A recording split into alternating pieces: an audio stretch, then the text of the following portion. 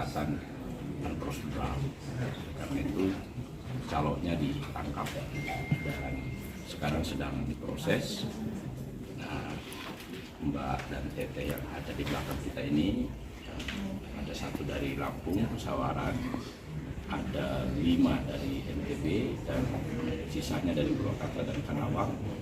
Ini akan kita pulangkan ke rumahnya, dan nanti kalau mereka seandainya tetap ingin berangkat, maka akan kita bantu fasilitasi untuk mengikuti jalur yang prosedural. Pak, prosedural sama tindak pidana perdagangan orang kan bukannya sama ya? Ada bedanya.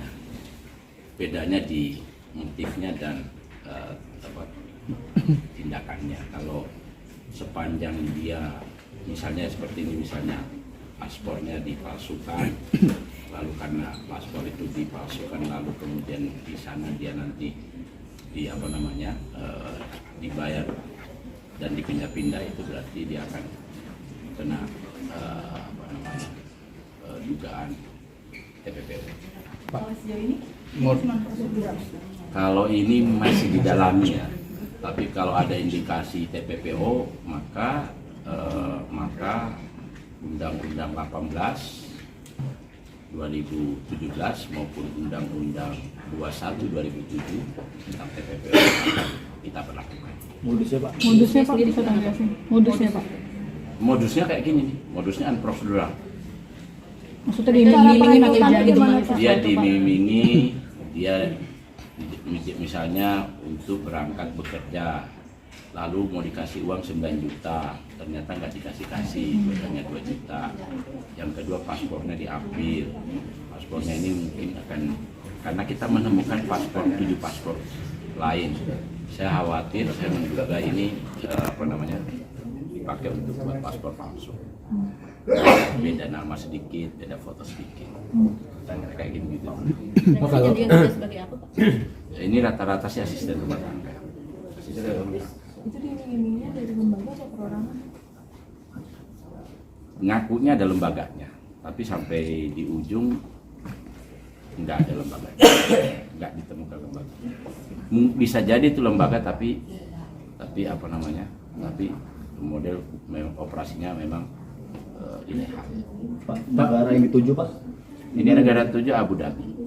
Oh, mereka tidak tahu apa-apa atau sebagai korban atau bagaimana Pak? Ya mereka korban ini. Mereka pasti korban karena tidak tahu apa-apa. Kalau dia penyalurnya itu resmi, pasti akan menjelaskan cara berangkat yang benar seperti ini.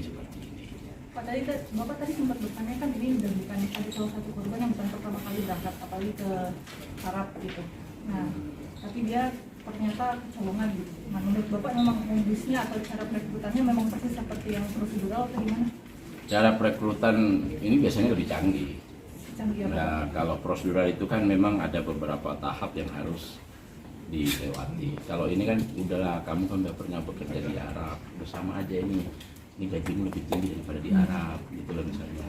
Kamu cepat berangkat, nggak perlu ribet, nggak perlu macam-macam, udah pokoknya cuma 2-3 hari udah berangkat gitu loh. Kira-kira modusnya gitu loh. Pak, tadi kan akan diberangkatkan lagi secara prosedural itu apa yang model 16 negara itu kan? Ini kan Uni Emirat Arab, nggak termasuk Arab. Uni Emirat Arab itu Abu Dhabi. Pak, kalau dari lembar fakta itu kan ada salah satu terduga pelaku yang kerjanya di sana ya Pak. Itu apakah akan ditindak lanjut juga Pak? Yang mana? Kalau saya baca dari lembar faktanya itu ada salah satu terduga pelaku itu yang kerja di agensi di Dubai sana. Itu nanti akan ditindak lanjut juga atau gimana? Kita kan punya jaringan polisi di sana, punya kedutaan.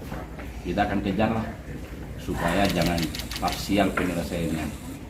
Semua yang baik bosnya maupun hanya membantu, pokoknya ikut serta harus kita proses.